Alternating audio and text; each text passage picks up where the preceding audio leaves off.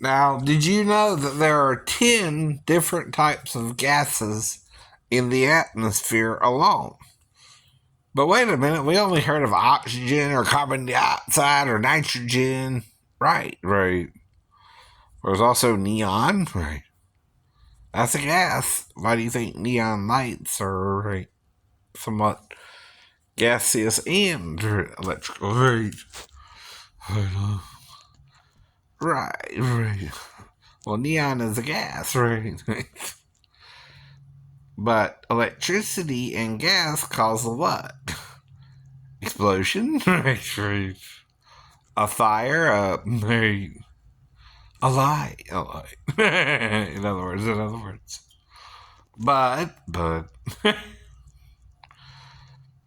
until we tested the atmosphere, right, we didn't know.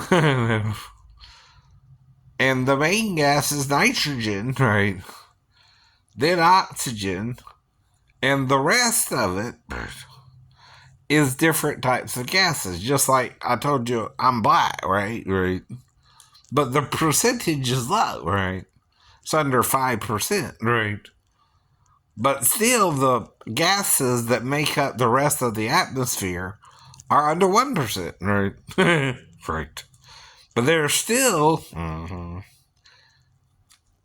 7 more, right? Or whatever, right? Right. 8 more, right? Right. Mm-hmm. Including carbon dioxide, right? What is global warming about? The CO2 is rising. No, that's carbon dioxide, by the way. No, it is. So what's happening? They call it the greenhouse effect. Us burning the fossil fuels is adding carbon dioxide to the atmosphere. More, right, than was originally, right? That's the whole problem, right? But we need our cars, our this, our that, our transportation, right? I'm not saying we don't, but, right, it's also killing us slowly, right? See, destruction doesn't come all at once, right? It comes over hundreds of years of you neglecting something, right? And that generation, right, is the one that will feel the effects that this generation built up while here. It's not going to be immediately, right, with a gas anyway. It's going to be slowly over time, right, that the O2 levels or CO2 levels are rising, right? Once they get so much, right, we're dooming ourselves, right? Once the CO2 becomes more than the nitrogen or the oxygen, which were mixed perfectly, right? Until we invented the automobile. Thanks, Ford, but again, right.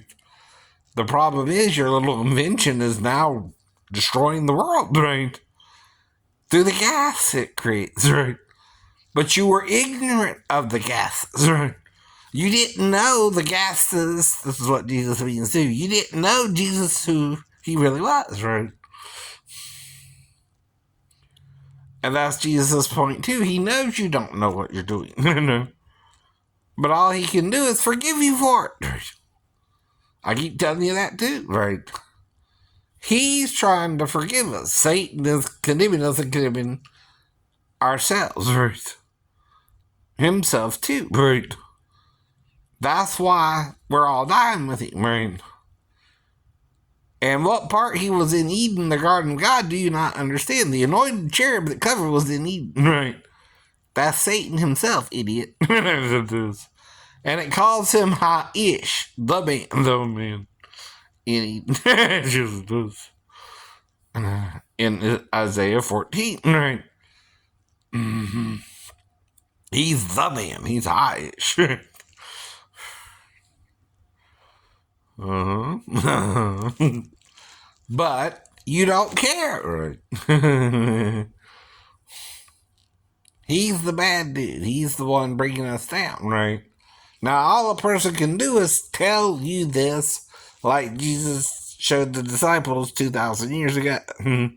He already opened the seven seals. That's what John's saying. The problem is, men aren't being worthy to look on them, right? To understand it, right?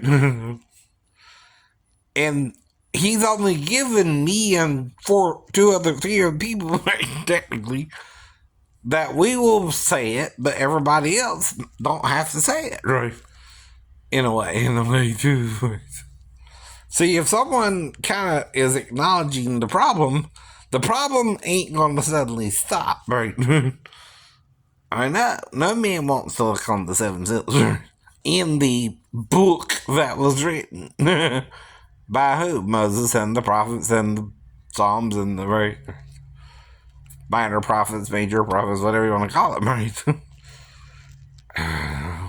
Right.